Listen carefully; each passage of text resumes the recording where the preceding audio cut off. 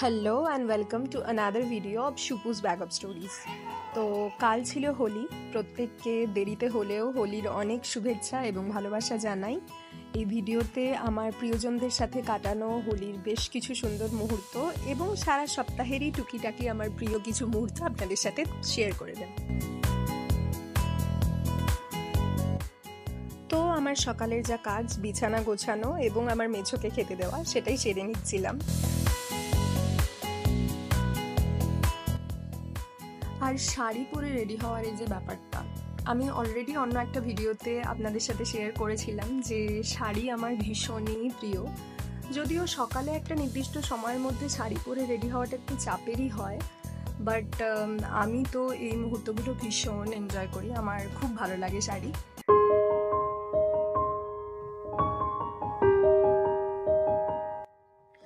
আর এটা হলো আমার যে কোনো অ্যাভারেজ একটা দিনের খুবই প্রিয় একটা মুহূর্ত। আমি, এক কাপ চা, সূর্যাস্ত আর ছাদের এই পরিবেশ। আসলে ছোটবেলা থেকেই বিকেলে ছাদে কাটানো এই সময়টা খুবই প্রিয় আমার কাছে। মেয়ে হওয়ার দরুন সবসময় বিকেলে বা সন্ধ্যায় কোথাও বেরোনো তো পসিবল ছিল না।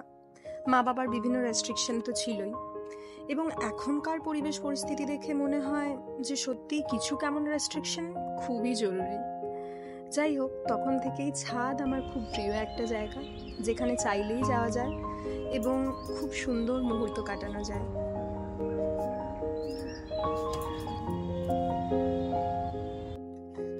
আর চারতলার উপরের এই ছাদটা এরকম রেলিং আর নেট দিয়ে ঘিরে দেওয়া হয়েছে, আসলে হনুমানদের উৎপাত থেকে গাছগুলোকে বাঁচাবার উদ্দেশ্যে। যদিও এই ঘেরা ব্যাপারটা আমার খুব একটা পছন্দ নয়, বাট গাছ বাঁচাতে এটুকু তো করাই যায়। রাতের দিকে ডিম ভুজিয়া আর রুটি আমার খুব প্রিয় একটা ডিনার, তো ডিম ভুজিয়াই বানাচ্ছিলাম সেদিন। আর এটা হোলির দিন সকালে, যেহেতু সেদিন বাইরে কোথাও চপ বা অন্য কিছু পাওয়া পসিবল ছিল না, তো বাড়িতেই একটু পেঁয়াজি বানাচ্ছিলাম এবং রান্নার মধ্যে হচ্ছিল পোস্ত, ডাল, মাছ ভাজা ইত্যাদি ইত্যাদি। আর এটা অবশ্যই হোলির দিন সকালে। তো সেদিন আমাদের প্ল্যান ছিল যে বাড়িতে খানিকক্ষণ সময় কাটিয়ে তারপর ওই বাড়ি যাব, অর্থাৎ আমার মা বাবার কাছে। ওখানে ওনাদের সাথে দেখা করে আমরা যাব বসন্ত উৎসব, যেটা আরামবাগের নপাড়ায় অনুষ্ঠিত হচ্ছিল।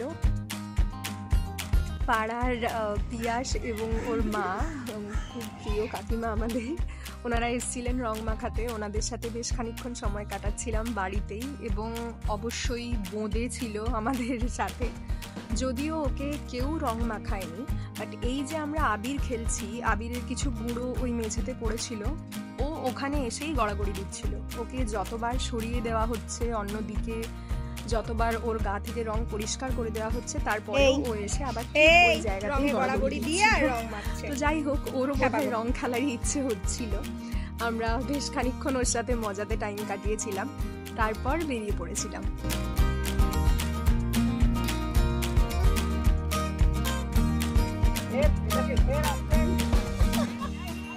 তো রাস্তায় দেখা হয়েছিল আমার খুব প্রিয় বান্ধবী পায়েলের সাথে, পায়েল মিত্র। ও আমার সাথে একসাথেই স্কুলে পড়তো এবং আমরা একসাথে অনেক মজা করেছি, একসাথে ফিজিক্স পড়তে যেতাম। সে তখন কত গল্প আমাদের। যাই হোক, আমরা পৌঁছে গেছিলাম আমাদের বাড়ি। ওখানে মা বাবার সাথে বেশ খানিকক্ষণ ভালো সময় কাটাচ্ছিলাম। আর এই মুহূর্তগুলোর জন্যে তো আমি নিজেকে সবসময়ই খুব লাকি মনে করি, কারণ সত্যি মা বাবার সাথে বা নিজের প্রিয় কাছের মানুষদের সাথে হোলি বা অন্যান্য ফেস্টিভ্যাল সেলিব্রেট করা সবসময় সবার পক্ষে সম্ভব হয় না, কিন্তু আমার সেটা হয়, আমি সেটা পারি। তো সেজন্যে সত্যি নিজেকে খুব লাকি মনে করি।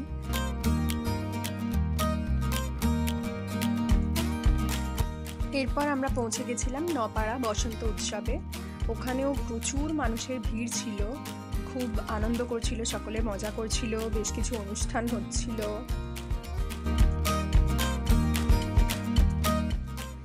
আমাদের পরিচিত অনেকজনের সাথে দেখাও হলো, তাদের সাথে বেশ খানিকক্ষণ কথা বলে সময় কাটিয়ে হোলি খেলে, তো খুব ভালো সময় কেটেছিল ওখানে।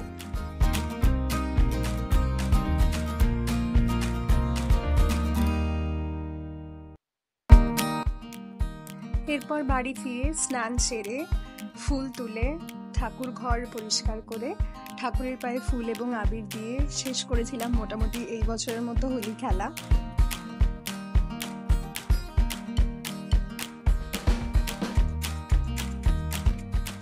আমার তো খুবই ভালো কেটেছে এই বছরের হোলি। আপনাদের সকলের কেমন কাটলো জানাবেন কমেন্ট বক্সে।